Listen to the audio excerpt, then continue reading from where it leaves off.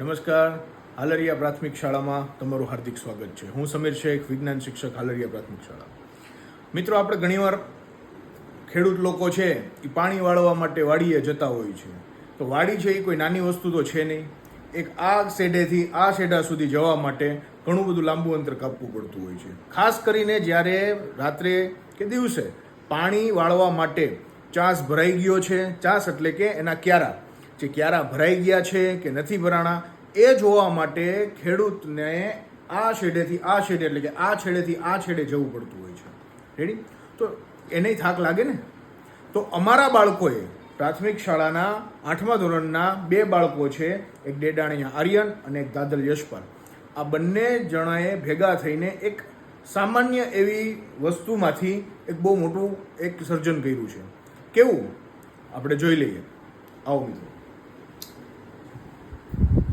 અત્યારે આ એક નાનું મોડલ બનાવેલું છે, કુંડું બનાવેલું છે, એની અંદર વૃક્ષ વાવેલું છે, રોપો વાવેલું છે, અને એની અંદર થોડુંક વાયરિંગનું ફિટિંગ કરીને, એટલે કે એક સર્કિટ નાની એવી બનાવીને, સિમ્પલ સર્કિટ છે, સામાન્ય સર્કિટ છે, સિમ્પલ સર્કિટ બનાવીને એમણે એવી વસ્તુ તૈયાર કરેલી છે કે જો કદાચ પાણી છે એ સુકાઈ જાય તો લાઇટ બંધ થઈ જાય છે, અને પાણી જો ત્યાં સુધી પહોંચી જાય એટલે લાઇટ ચાલુ થઈ જાય છે. એટલે કે એક છેડેથી બીજા છેડા સુધી પાણી જાય છે તો લાઇટ ચાલુ થાય એટલે સમજી લેવાનું કે એ ક્યારામાં પાણી પહોંચી ગયું છે.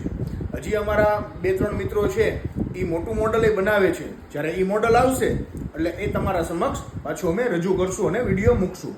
તો ચાલો મિત્રો, આપણે જોઈએ આ બંને બાળ વૈજ્ઞાનિકો પાસેથી જાણીએ કે કઈ રીતે અને કઈ કઈ વસ્તુનો ઉપયોગ થયો છે અને કઈ રીતે આ કામ કરે છે. ચાલો. તો આ કુંજ બન્યું છે, જેમાં છે કે આપણે એમાં કઈ સિમ્પલ વસ્તુ નથી. એટલે પ્લાસ્ટિકનું બોટલ એને સીટ ઘોડે કાપી લેવાને, એમાં 2 બ્લેડ ફિટ કરવાના હોય, અને વાયરિંગમાં છે ને 2 બ્લેડમાં મારી દેવાના, અને છે ને 2 વાયર કાઢી અને જો એક વાયરિંગ હોય ને ત્યાં એ કાળો વાયર મારી દેવાનો, અને જે લેમ્પડીનો વાયર હોય ને એનો પણ જો માઇનસ હોય ને એ મારી દેવાનો, અને પ્લસનો હોય ને એ લેમ્પડી મારી દેવાનો.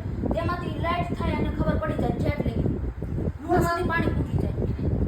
આમાં ઉપયોગ થયો છે બેટરી, એક લેમ્પડી અને 2 વાયરનો ઉપયોગ થયો છે. તો આપણે એક પ્રયોગ કરશું. જો મિત્રો, આપણને લાઈવ એક વખત બતાવે છે, તો જરાક આપણે એની ઉપર ધ્યાન આપીએ. ચાલો.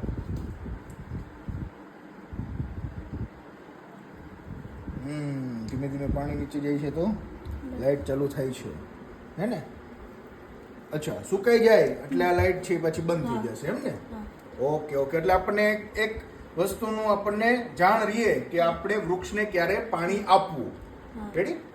Okay okay. જ્યારે સૂકી જમીન થઈ જાય એટલે લેમ્પ છે એ બંધ થઈ જાય છે, અને જ્યારે ભીની જમીન થાય છે એટલે લેમ્પ ચાલુ થઈ જાય. જોયું મિત્રો? એકદમ સિમ્પલ વસ્તુ છે પણ આપણા માટે ઘણી ઉપયોગી છે.